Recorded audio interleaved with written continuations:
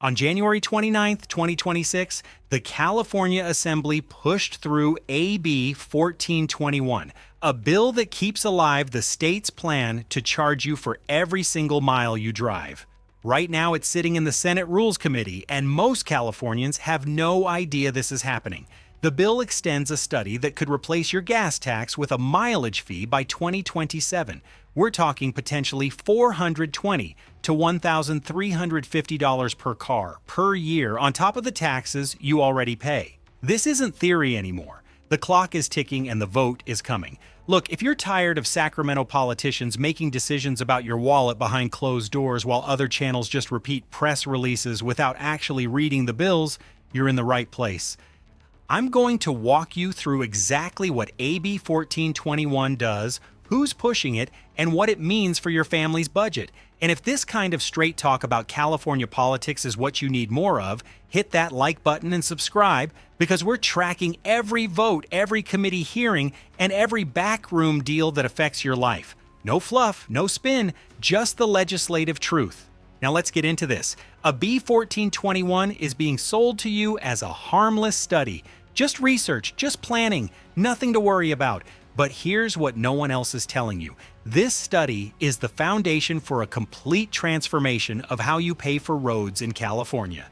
And once that foundation is built, the actual tax that comes next won't need much debate because all the hard work, the technology testing, the cost projections, the legal framework will already be done.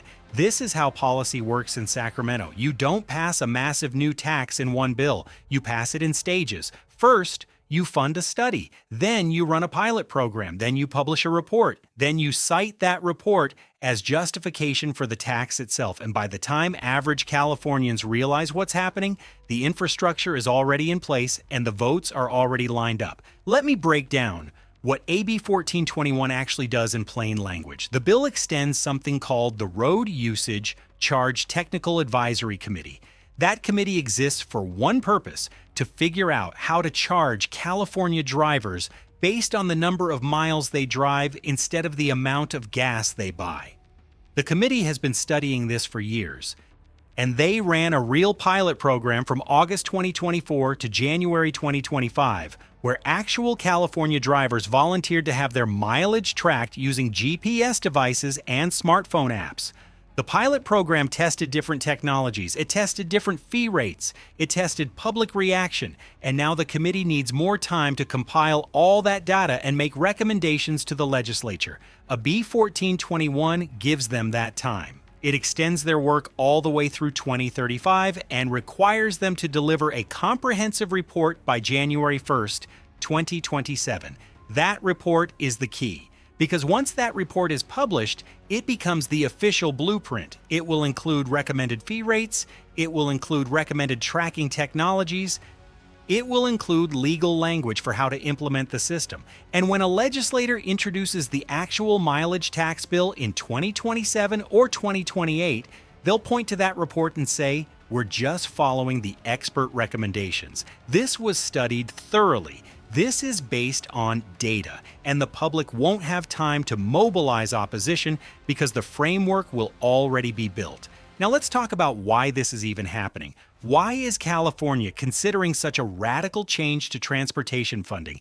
The answer is electric vehicles. California has been pushing electric vehicle adoption harder than any other state.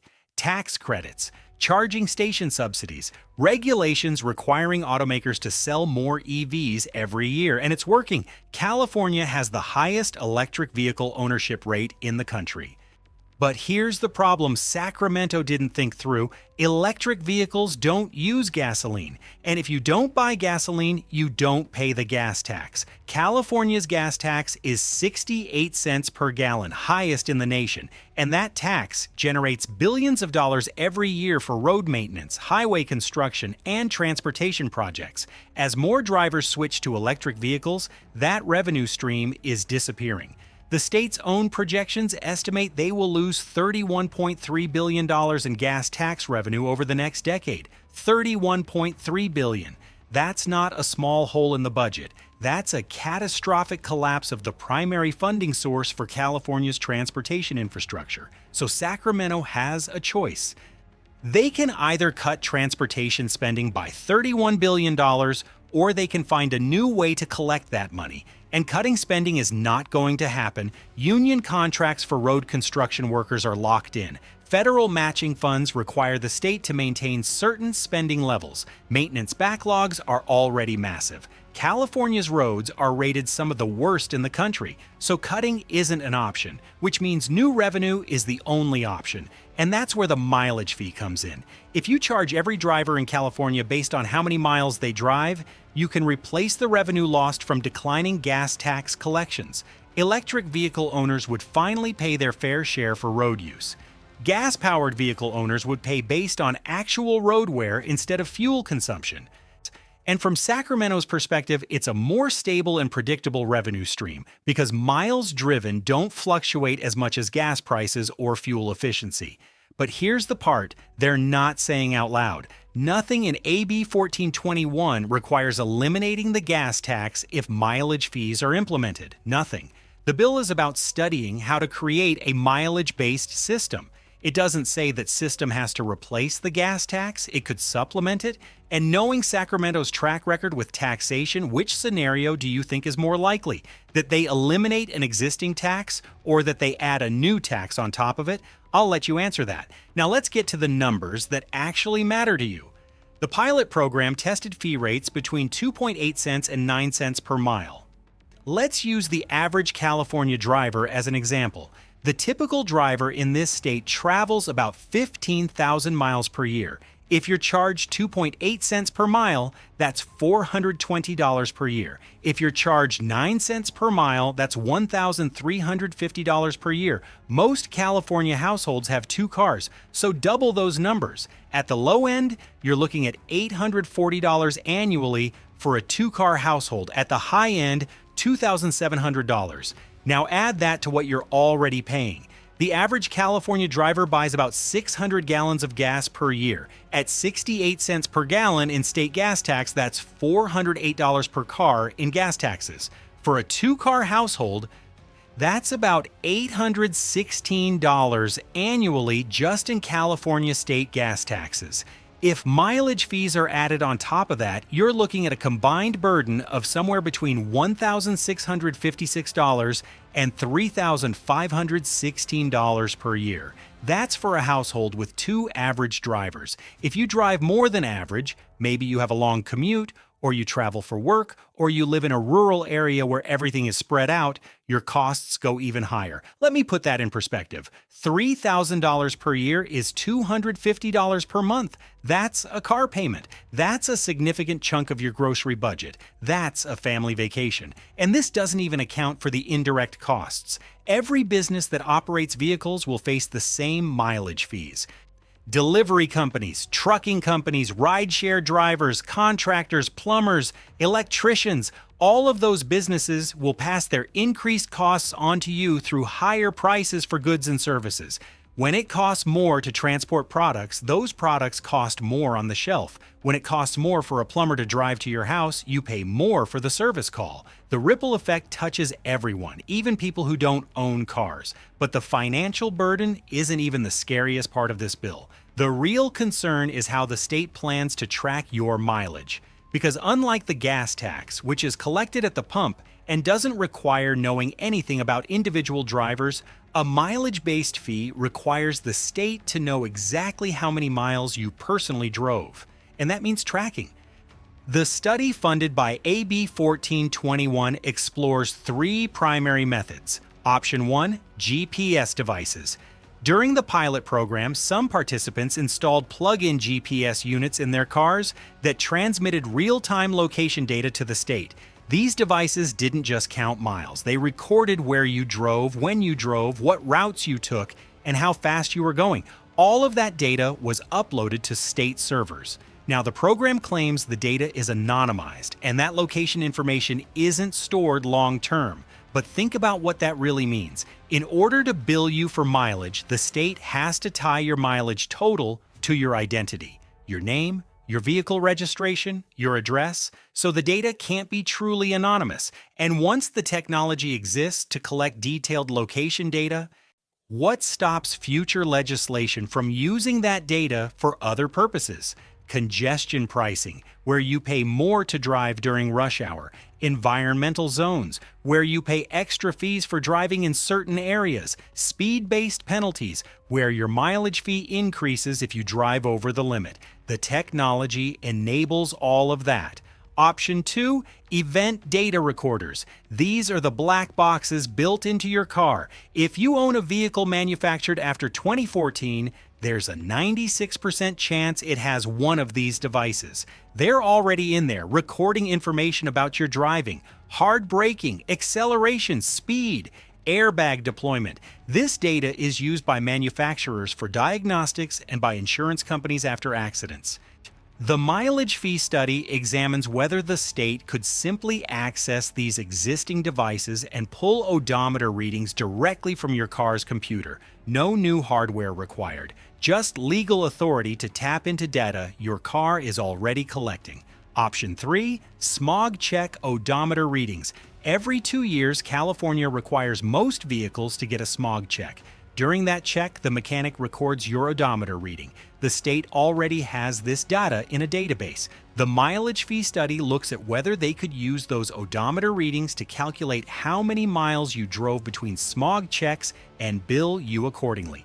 This is the lowest tech option and the one with the fewest privacy concerns, but it's also the least precise and the hardest to enforce. Someone could disconnect their odometer, and someone could get their smog check done out of state. It's easier to cheat. So which method will they choose? Probably a combination. High-tech tracking for most drivers with odometer readings as a backup. And here's what should really concern you.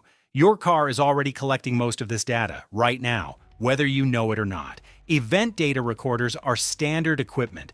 Many new cars have built-in GPS for navigation and emergency services. Satellite radio systems know your location. Vehicle diagnostics transmit data to manufacturers. Your car is already a rolling surveillance device. A B-1421 just gives the state permission to use that surveillance for taxation. And once that door's open, it never closes. Think about how other technologies evolved.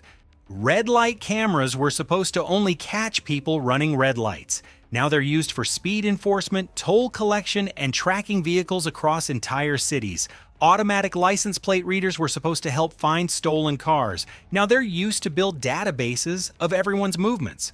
The problem with surveillance technology isn't just what it's used for today. It's what it can be used for tomorrow, once the legal framework exists and the public has accepted it as normal. Now, AB 1421 doesn't exist in a vacuum. It's part of a broader trend of mileage-based fees creeping into California policy at multiple levels. Let me tell you about AB 130. This is a bill that passed back in 2021, and most people have never heard of it. AB 130 allows local governments to charge vehicle miles traveled fees on new housing developments.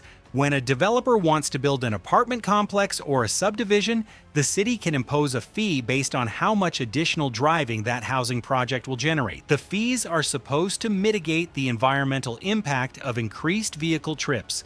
But here's what actually happens. Developers pass those fees on to buyers or renters.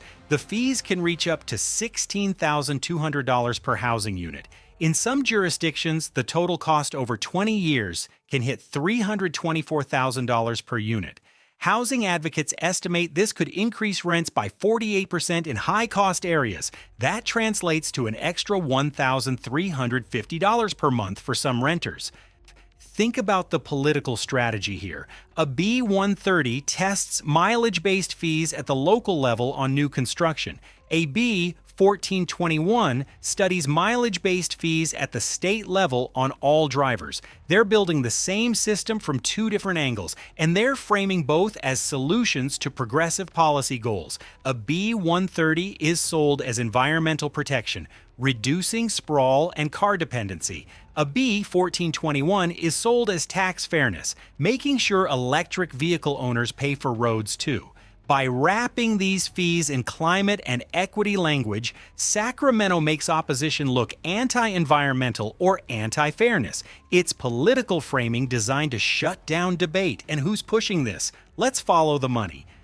The Service Employees International Union, SEIU, has been one of the most vocal supporters of both billionaire wealth taxes and transportation funding measures. Public campaign finance records show SEIU contributions to legislators who voted yes on AB 1421. The union argues that California needs more revenue for public services and infrastructure, and they're not wrong about the infrastructure needs. California's roads are in terrible shape. But here's the contradiction. SEIU simultaneously pushes for massive taxes on billionaires while supporting taxes that hit working-class drivers the hardest. Mileage fees are regressive. That means they take a bigger bite out of lower-income families than wealthy families. If you're rich and you live in San Francisco, you might drive 5,000 miles per year because everything you need is nearby and you can afford to live close to work. If you're working class and you live in the Central Valley, you might drive 30,000 miles per year because you commute 2 hours each way to a job in the Bay Area where you can't afford rent. The mileage fee punishes the long-distance commuter. It punishes the rural resident. It punishes the person who can't afford to live near their job. And it does nothing to the wealthy urbanite who already drives less. But SEIU can sell this to their members by pointing at billionaires. Look, we tried to tax the rich, but they're leaving the state. Elon Musk moved to Texas. Hedge fund managers are relocating to Florida. We need revenue from somewhere, so everyone has to contribute. It's a classic bait and switch. Propose a politically popular tax on people everyone resents. When those people leave, use their departure as justification for taxing everyone else. And it works because most voters don't pay attention to the details. They just hear tax the rich and assume someone else is paying. But here's the good news, and this is important. Public opposition can stop this. We've seen it happen. In 2023, the San Diego Association of Governments, SANDAG, proposed a regional mileage fee, 3 to 5 cents per mile for drivers in San Diego County. The proposal went through the normal planning process, staff reports, public hearings, all the usual bureaucratic steps, and then the public showed up. Hundreds of people flooded community meetings. They called their representatives. They wrote letters. They organized on social media. Local news covered the backlash extensively. And when SANDAG finally voted on the proposal, it was rejected 15-4. 15-4. That's not a close vote. That's a landslide. The public pressure worked. Politicians saw that supporting the mileage fee would cost them their seats, so they voted it down. But here's the catch. San Diego rejected a local mileage fee and Sacramento ignored them and kept advancing AB 1421 anyway. The state doesn't care what local governments want if it conflicts with state revenue needs. That's the pattern you need to understand. Local governments are somewhat responsive to voter pressure because local politicians are closer to the people. They see you at the grocery store. Their kids go to school with your kids. They feel the heat directly. State legislators are more insulated. They represent hundreds of thousands of people. They raise money from statewide interest groups. They can afford to ignore individual constituents as long as the big donors and unions are happy. So stopping AB 1421 requires targeting the right pressure points. And that's what I want to talk about now because the bill is sitting in the Senate Rules Committee as of February 9th, 2026, and the next few weeks are critical. The Senate Rules Committee decides which bills get assigned to which policy committees for hearings. A B 1421 will almost certainly be assigned to the Senate Appropriations Committee because it involves state spending and potential revenue. The chair of Senate Appropriations is Senator Sabrina Cervantes. Her office number is 951-680-6750. She controls the calendar. She decides which bills get hearings and which bills die in committee. If enough constituents call her office and make it clear that AB 1421 is a political liability, she can simply refuse to schedule a hearing. The bill never gets a vote. It dies quietly. Another key player is Senator Melissa Hurtado. She represents a swing district in the Central Valley and won her last election by a very narrow margin. She's vulnerable. She knows it. Her constituents are exactly the kind of working-class long-distance commuters who would be hammered by mileage fees. Her office number is 661-395-2620. She needs to hear from voters that this bill is a deal breaker. And then there's Senator Dave Cortese. He chairs the Labor Committee and has close ties to the unions that are pushing for more transportation revenue. His number is 408-723-4154. He's less likely to flip, but public pressure still matters. If his constituents flood his office with calls, it creates political cover for him to oppose the bill even if his union allies want it. Here's what you say when you call. Keep it short and direct. I'm calling about AB 1421. I oppose this bill because it would increase costs for my family and invade my privacy through vehicle tracking. I'm watching how my senator votes on this, and I will remember in the next election. That's it. You don't need a long speech, you don't need to debate policy, you just need to make it clear that this bill has political consequences and timing matters. Right now, the bill is in Rules Committee. Once it gets assigned to Appropriations, there will be a public hearing scheduled. That hearing is your moment. You can submit written testimony. You can attend in person or virtually. You can make your voice heard when it actually counts. The committee vote happens shortly after the hearing. If the bill passes committee, it goes to the full Senate floor for a final vote. That floor vote is the last chance to stop it before it becomes law. And that's where the math gets tricky. California's Senate has a Democratic supermajority. They can pass bills without a single Republican vote. So this isn't a partisan issue you can rely on party opposition to stop. This is a public pressure issue. Democrats have to believe that voting yes will cost them their seats. And the only way they believe that is if their phones are ringing off the hook and their inboxes are flooded with angry messages from constituents. Now let's talk about what happens if the bill passes. The committee delivers its report by January 1st, 2027.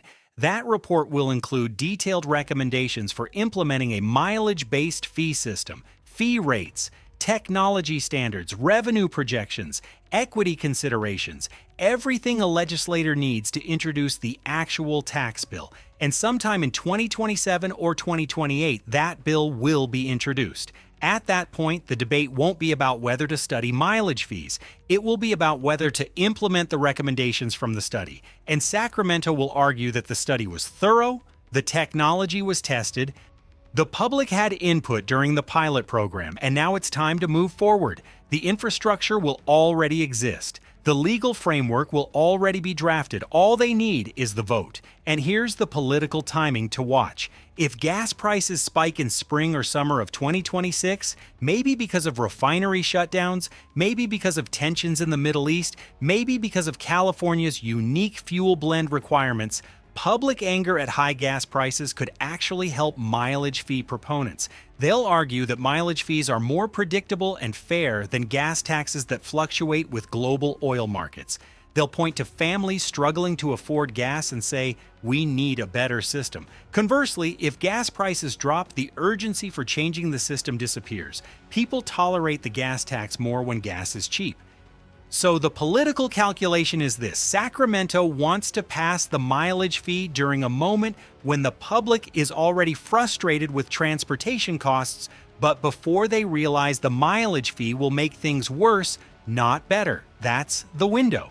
And based on legislative calendars and the 2027 report deadline, that window is probably late 2027 or early 2028, which gives us time. Time to organize opposition, time to educate voters, time to pressure legislators, but only if people actually pay attention. And that's the challenge, because most Californians won't hear about this bill until it's too late. Mainstream media doesn't cover committee votes. They cover floor votes and governor's signatures. By the time this hits the news, the outcome is already decided. That's why I make these videos, because someone needs to track the bills that don't make headlines until they're already law. Someone needs to read the legislative text and the fiscal analyses and explain what they actually mean in plain language. Someone needs to connect the dots between AB 1421 and AB 130 and the San Diego mileage fee proposal and show you the pattern. This isn't about conspiracy theories. This is about reading public documents and understanding how policy gets made.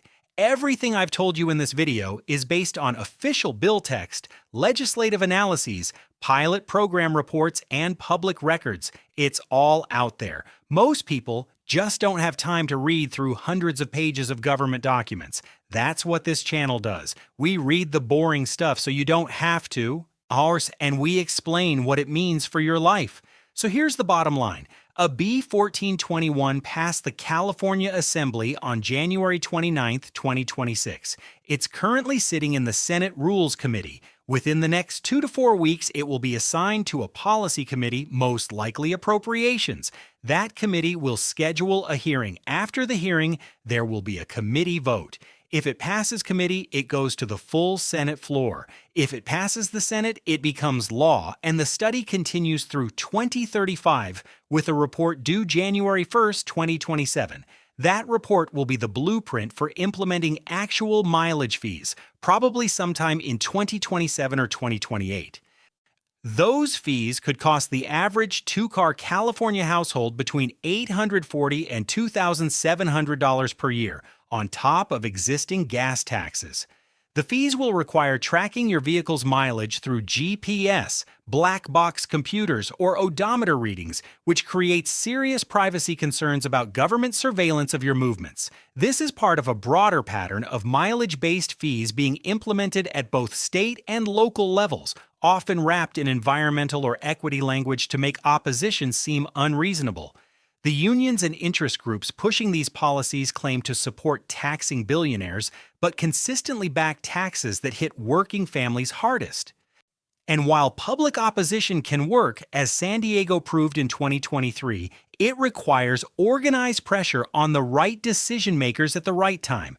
The decision makers right now are the senators I mentioned earlier: Sabrina Cervantes, Melissa Hurtado, Dave Cortese. Their contact information is in the description below. The next 30 days are when your calls matter most, before the bill gets assigned and the legislative process accelerates. I'll be tracking this bill every step of the way. When it gets assigned to committee, I'll post an update. When the hearing is scheduled, I'll let you know. When the vote happens, I'll tell you how your senator voted. This is ongoing coverage, not a one-time story. Subscribe if you want to stay informed, because the California legislature moves fast, and most people don't find out what happened until months later when the policies start affecting their lives. And look, I know calling your senator feels pointless sometimes. I know it seems like they don't listen, and they're going to do whatever they want anyway. But here's the thing, they track those calls. Every legislative office has staff whose job is to tally constituent contacts and report them to the senator. When a bill generates 10 calls, they ignore it. When a bill generates 100 calls, they notice. When a bill generates 1,000 calls, they panic. Numbers matter. Your individual call might not change a vote by itself, but your call plus everyone else watching this video adds up to real political pressure. And even if we don't stop AB 1421, even if it passes and the study continues, the fight isn't over, because the study is just the study. The actual tax still requires a separate bill and a 2/3 vote. That's the next battle. But we can't win the next battle if we don't fight this one. We can't organize opposition to the tax if we let the study happen without any pushback. Every stage matters. So make the calls, share this video with other California drivers who need to know what's coming. Check the description for links to the bill text, the senator contact info, and the official legislative tracking page. And come back for the updates, because this story is just getting started. A B 1421 is a threat to your budget and your privacy. It's being advanced by politicians who think you're not paying attention. Prove them wrong.